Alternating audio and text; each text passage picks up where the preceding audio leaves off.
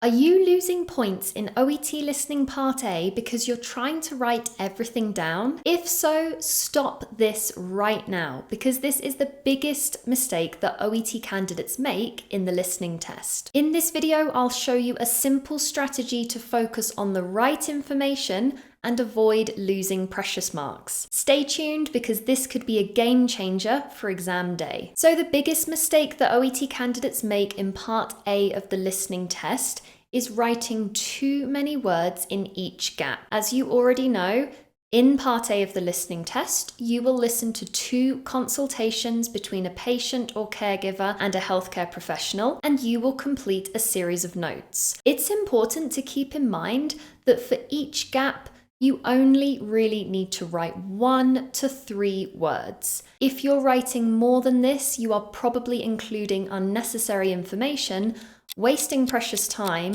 and risking losing those marks. I'm going to share 3 important tips to help you get this right. Number 1, your answer must make sense. Before you listen to the audio, read through all of the notes, and for each gap, predict what type of information is missing. What type of word will you need to write? For example, a noun, an adjective, or a verb. Then can you predict the type of word you'll need? Is it going to be a symptom, the name of a medication, or a body part where the patient is feeling some kind of pain? You can usually start to make these predictions before you listen, and then when the audio starts, you know the type of information you're listening out for. If you're listening for information based on your predictions, you'll know that you don't need to write a lot of words. If you think a body part is missing in the gap, all you need to write will be that body part. There's no need to include too much detail in order to get the mark. Tip number 2 is to focus on the specific details. As I said before, you're completing a set of healthcare professionals' notes, and you already know that in this industry, it's important to be concise to save time. So think about what information actually needs to go in those notes in order to convey the meaning of what the speaker is saying. Focus on those specific details, and you shouldn't go too far wrong. Tip number 3 is to keep in mind that the audio will probably use synonyms and paraphrasing. This means that the words and phrases you see in the notes might not be stated in exactly the same way when you hear them in the audio. So it's important to be aware of this so that you don't get caught out. Remember, you need to capture the meaning, but this does not mean writing lots and lots of words. Now let's look at an example Part A listening task and go over this strategy so I can show you exactly how to answer the questions and avoid losing marks. The first thing you're going to do is look at each gap and start predicting the type of information that's missing. This will give you the highest possible chance of hearing and writing the correct word. So if we look at gap number 1, it says that the patient has a rash on chest under something.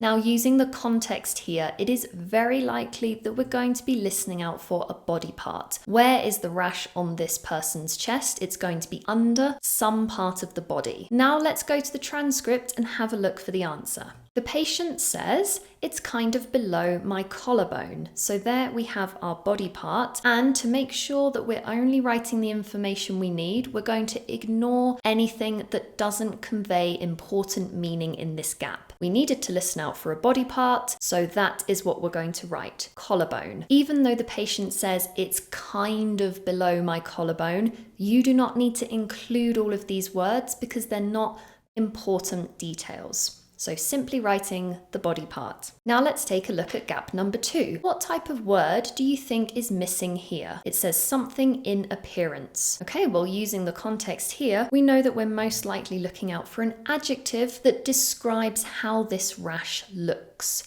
So with that in mind, let's go to the transcript. The patient says, and it looks all kind of scaly and pink. It's pretty weird. So if we really narrow this down to the specific details that we're looking for, which is an adjective, or in this case, adjectives, we can ignore these words and simply write scaly and pink. Now, if you wrote those words the other way round, pink and scaly, that's okay, you'll still get the mark. But you'll notice that I have not included all kind of. Even though the patient says it's all kind of scaly and pink, this information is not necessary in the gap. And number 3, once again, look at this gap. What type of information do you think is missing? Well, if we look at the grammar of this note, notable increase in number of, we know that it must be some kind of noun, and it's most likely going to be a symptom, something that the patient is experiencing that has increased in number. So once again, we go to the transcript. The patient says, I notice there's a lot more of these little spots coming up around it. So we are listening out purely for the noun or the specific symptom here.